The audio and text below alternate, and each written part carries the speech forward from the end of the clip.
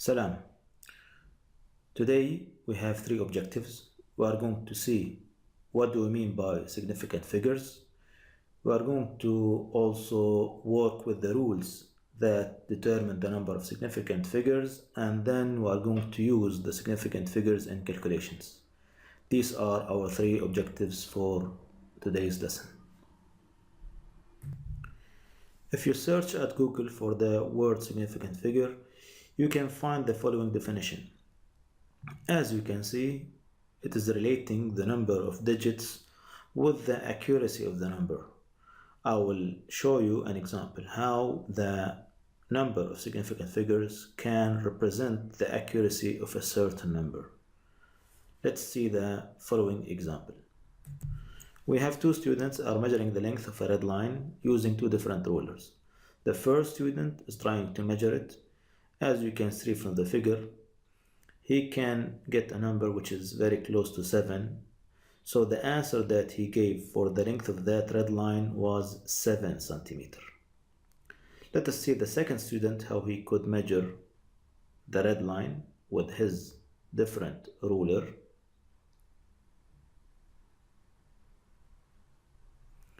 This is the second student. As you can see, he is using a different ruler, but now the length of the red line, he can get it as close as to 7.2 centimeters.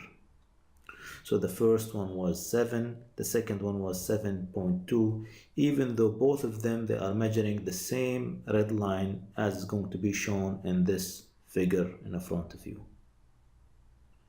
So both are measuring the same red line but with different rulers. So in the first case, as you can see, the answer that he got was 7, and it's made up of one significant figure, while the second student answer was 7.2, which is made up of two significant figures. And now you can see that when we have more significant figures, it means that the number is more accurate. 7.2 was more accurate than 7. So this is the relation between the number of significant figures and accuracy.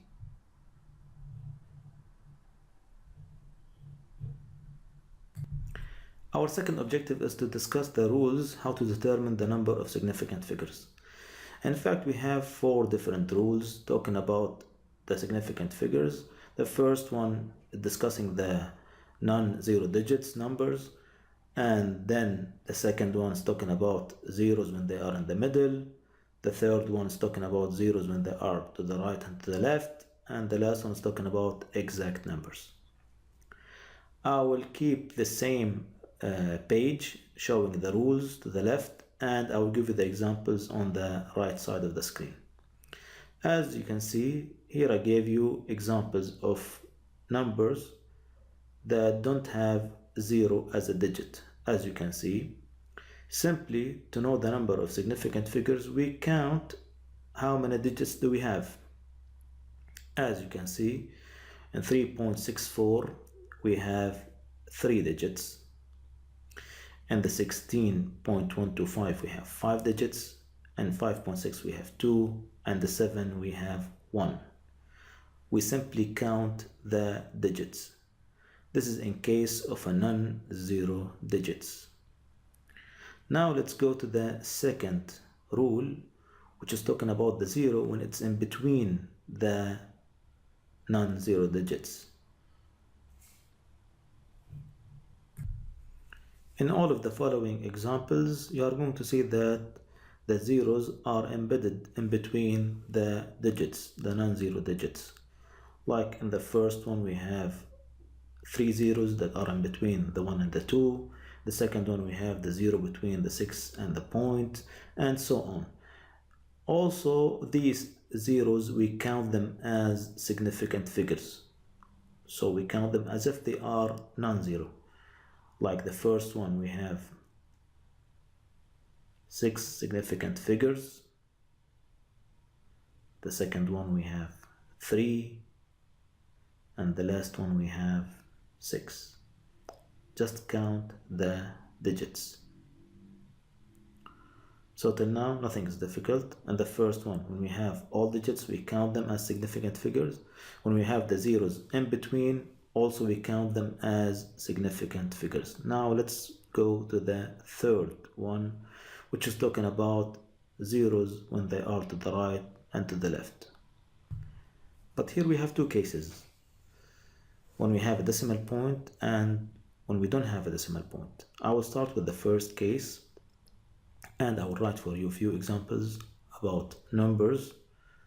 They have a decimal and some zeros are to the right, some zeros are to the left, and I will give you some examples where we have zeros are to the sides and also in the middle.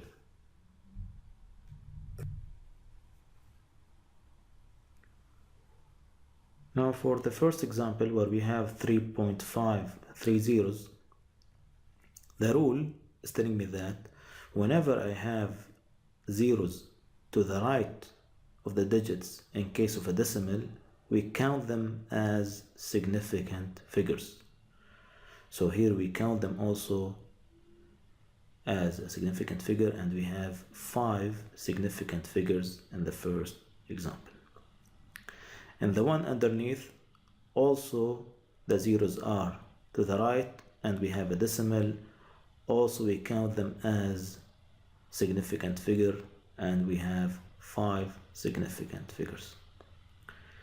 The rule is telling me also when we have decimal and the zeros are to the left, we don't count them.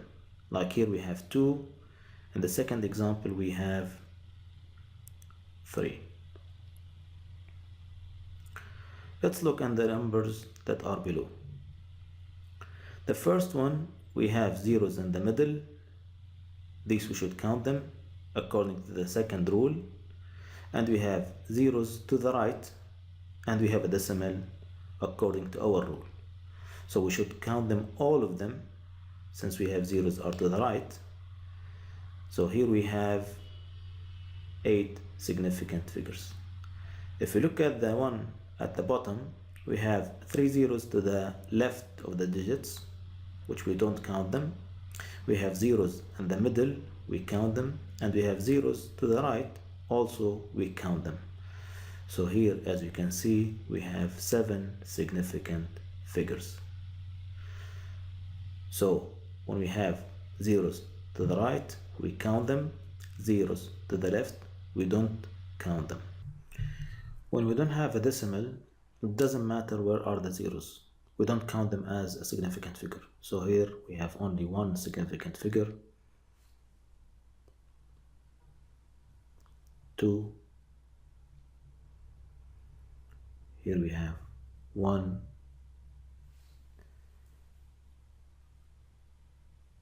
And here we have 2. Even though it's not reasonable to have the zeros to the left, but in case we don't have decimal, we don't count the zeros as a significant figure. One more thing before we move to something else. Look at these two numbers. The only difference is that one of them has a decimal point. So on the first one, we don't count the zeros.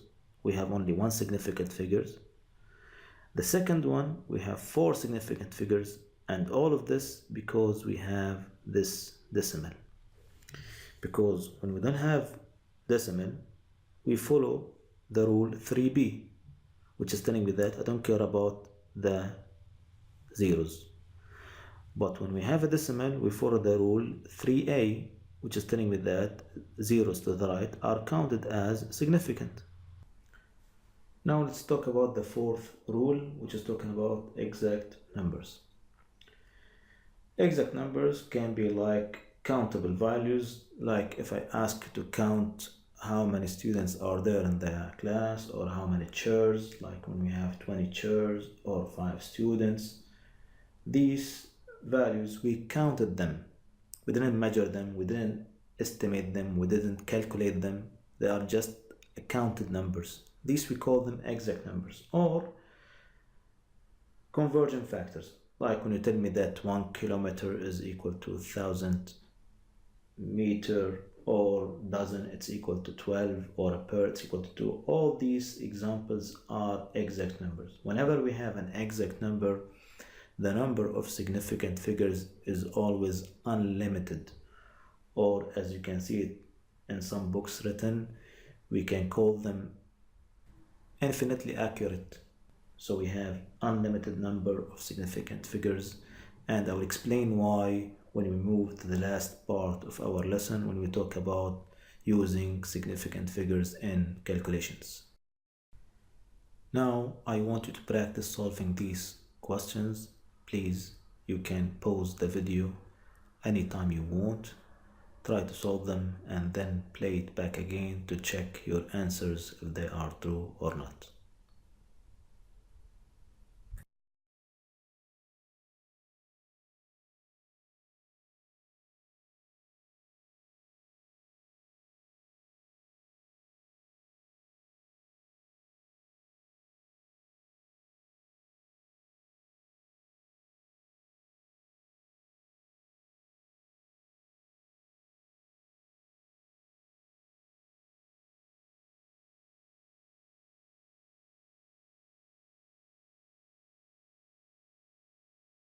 Now, let's talk about using significant figures in calculations. I will start by using significant figures in addition and subtraction. The rule here states that the answer should be no more certain than the least certain number, which means that I should count the number of digits after the decimal in each one of the numbers that are added, and the answer should have the least number of digits after the decimal. So here in the first number we have 2 digits after the decimal. In the second one we have 4 digits after the decimal. So the answer should have maximum 2 after the decimal. So I should stop at 8. And since the number after 8 is 0, so if I want to round it up, it should be 5.68. If the number is 5 and more, when I round it up, I should add 1 to the last digit. If it is 4 and less, I just drop the remaining part without adding any number to the last digit. Here we have another example. 1.2 is added to 6.546 is added to 7.01.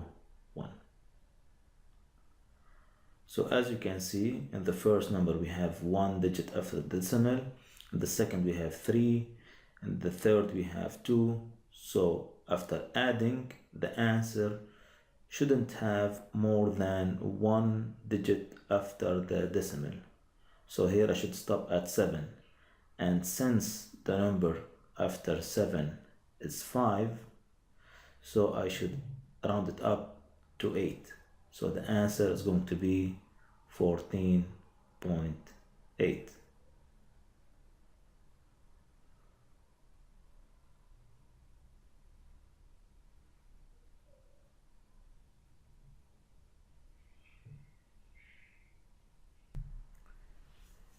Using significant figures in calculation when we have multiplication and division is a little bit different than addition and subtraction. Here we should care about the number of significant figures. Like the first example, we have 5.6, we have 2 significant figures.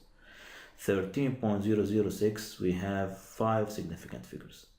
The answer, according to the rule, should have 2 significant figures. It means that I should stop at 2. So because the number after 2 is 8, so I should round it up to 73. The other example is also the same. 1.2, we have 2 significant figures. 0.567, we have 3 significant figures. If you multiply them using the calculator, you are going to get the answer 0.6804. But since we have the first number has only two significant figures, so the answer should have two significant figures. So I should stop at 8. The number after 8 is 0, so when I round it up, it's going to be 0.68.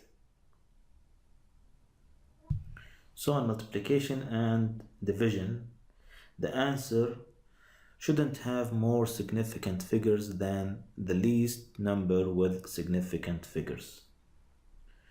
I will change the multiplication to division and will show you again how we calculate the number of significant figures from the answer.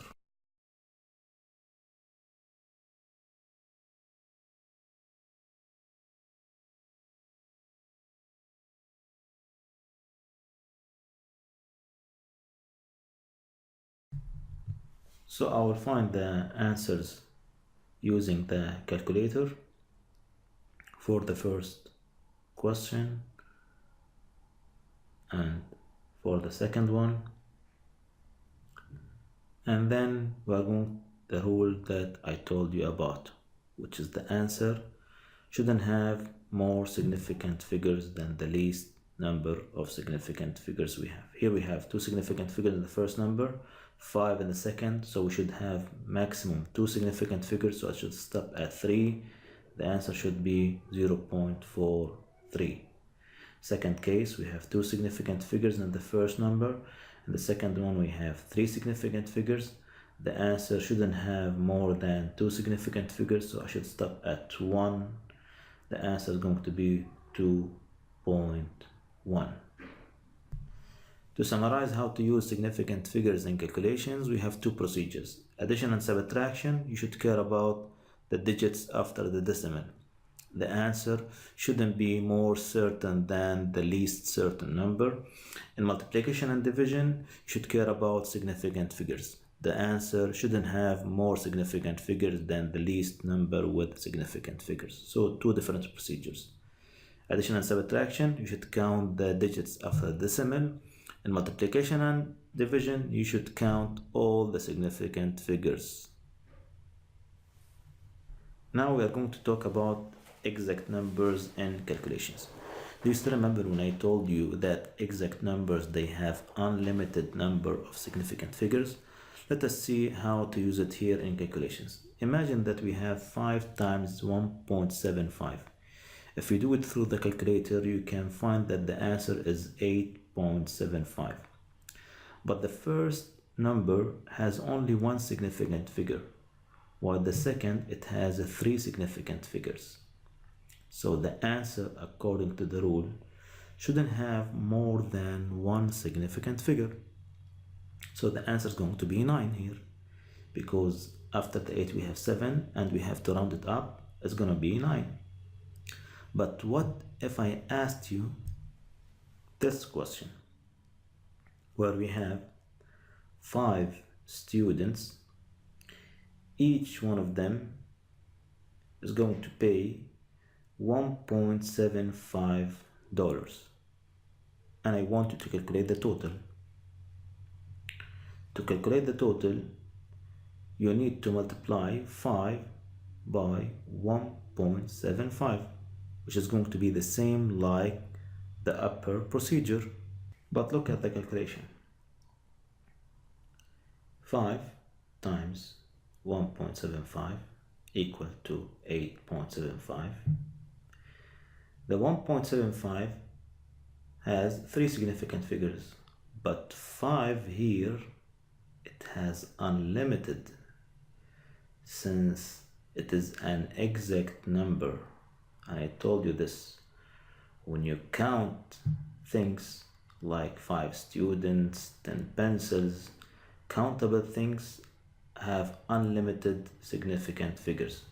So when we have unlimited and 3 is going to be the least number of significant figures. So now you should take 3 significant figures, which is going to be 8.75. That's why using exact numbers in multiplication and division does not affect the number of significant figures of the answer. At the end, I want to draw your attention to something very important. When we have multi-step calculations, my advice here is not to round up after every step you do. Round up only the final answer, because if you round up after every step, you will get a great difference at the final answer. And here I will show you the difference. To the right, I will not round up after the first step. I'll just keep the same number. I will show you where I should stop after two significant figures. To the left, I will just round up after the first step.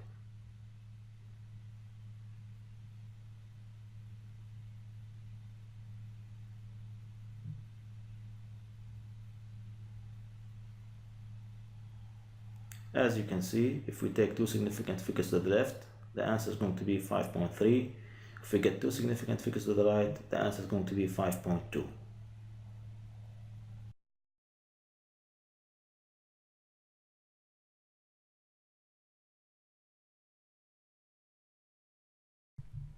Please pause the video and try to solve the following questions, and then you can check the answers below in the description. And thank you.